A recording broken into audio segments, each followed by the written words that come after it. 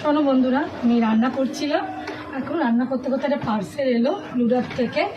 আমি একটু অবাক হয়ে গেলাম, বললো প্রসেনজিৎ সর্দার। আমি বললাম হ্যাঁ, আমি ওনার মিসেস। তো বললো এই পার্সেল আছে। তো পার্সেলটা দেখো, দেখে যেন মনে হলো সে মায়ের ঘড়িটা যেখান থেকে করিয়েছিল না, ওরকম। কি আনতে দিয়েছে জানি না, তবে কিছু এক্সাইটমেন্টই মনে হচ্ছে এর থেকে বেরোবে। এটা এখন কি আছে, একদম খুব শোলার মতন হালকা, জানো, বুঝতে পারছি না কি আছে। এই যে লোকটা অর্ডার দিয়েছে, লোকটাই জানে।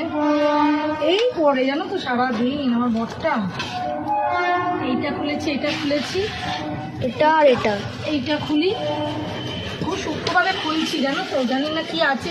এরকম নীল নীল দেখা যাচ্ছে, তোমাদের সামনে আমি এটা ওপেন করব। এটা বলছে আমার নাকি আবার জন্মদিনের গিফট। উড়ি বাবা, কি সুন্দর! দেখো দেখো, তোমরাই দেখো, দেখো দেখো দেখো দেখো দেখো কি সুন্দর। এটাকে তুলি। ও বাবা, কি সুন্দর! আবার এর সাথে আরেকটা ছবি রে। ও বাবা, ছবি রে! দেখো, আমার জন্মদিনে আবার একটা গিফট করেছে। এটা ওরা ওর সাথে আরেকটা করে দিয়েছে ছোট মতন। ম্যাগনেট ম্যাগনেট হ্যাঁ, ম্যাগনেট চুজ করে। কেমন হয়েছে গো বন্ধুরা? দেখো, ওরা আমার দশমীর দিন একটা ছবি, সেটা এটা ভালো হয়েছে। হ্যাঁ।